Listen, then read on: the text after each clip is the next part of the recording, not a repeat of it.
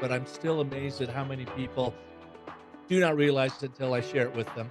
You are not the center of the story. Your audience is, be it a prospect, buyer, customer, colleague, community you serve, your kid, you're trying to get them to eat their peas. They are the center of the story, right? So when you start with that statement of agreement, I want you to do a pronoun shift and use the word you. And when you say you, I want you to picture the you of your audience. Who are they? So you're speaking directly to them.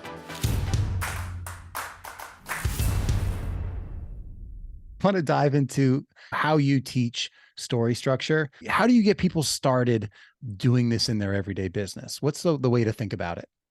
Yeah. And I do it exactly backwards from how I learned it, because I learned the big complex hero's journey. Then I mapped it to business with the 10-step story cycle system, which is very, very effective, but it's complicated.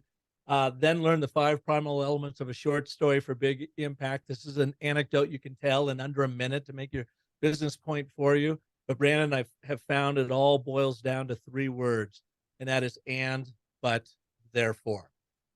We call it the ABT, Agile Narrative Framework. I learned about it from my friend, Dr. Randy Olson, back in 2013. Randy is an evolutionary biologist, PhD from Harvard, goes on to USC Film School, graduates, directs, and produces 3 documentaries on climate change and global warming.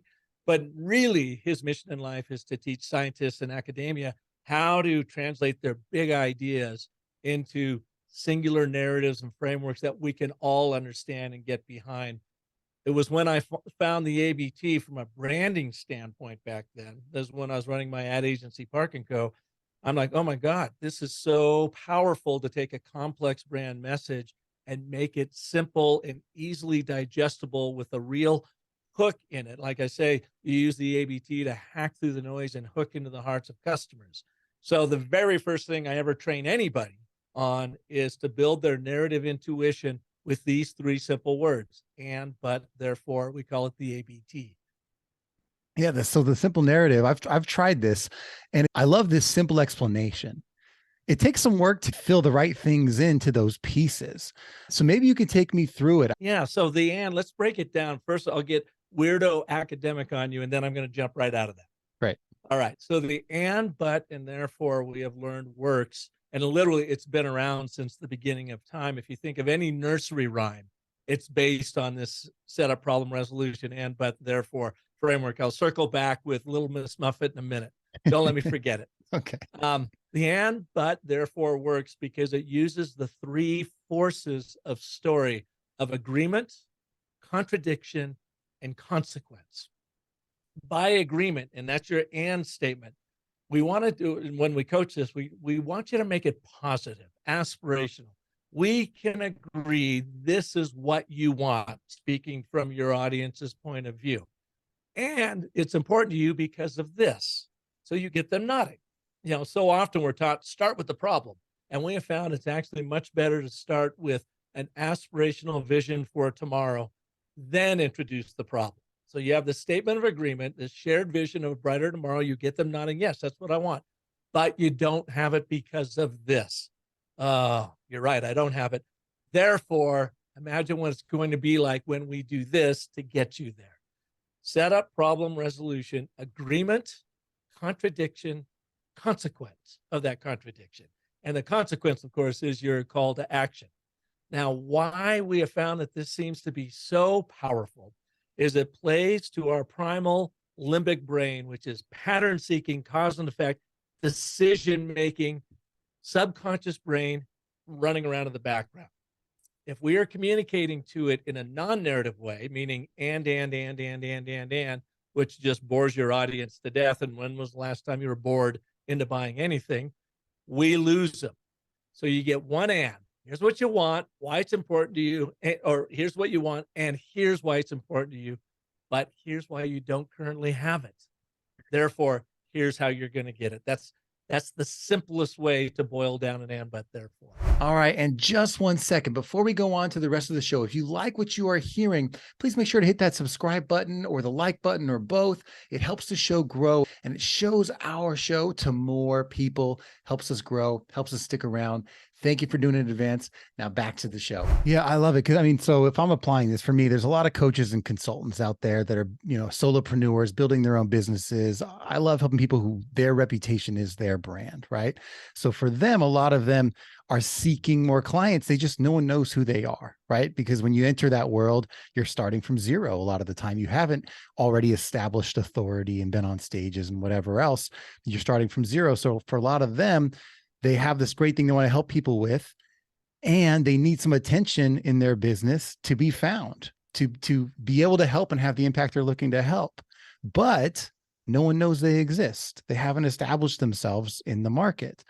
Therefore, they need, and there's a million ways that we can help them. And it depends on what those, it could be start a podcast, do more content, whatever the thing is that you're selling and how you want to help them, or how you actually think this will change, what the thing is, the solution is that will help these coaches and consultants. For some, it just might be storytelling, right? But this framework helps me even think about how all these people can be finding the right customers with the right message. So I appreciate the formula.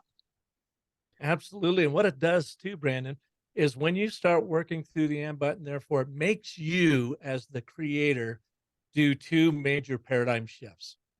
Number one, and you're hearing this more and more out there, but I'm still amazed at how many people do not realize until I share it with them.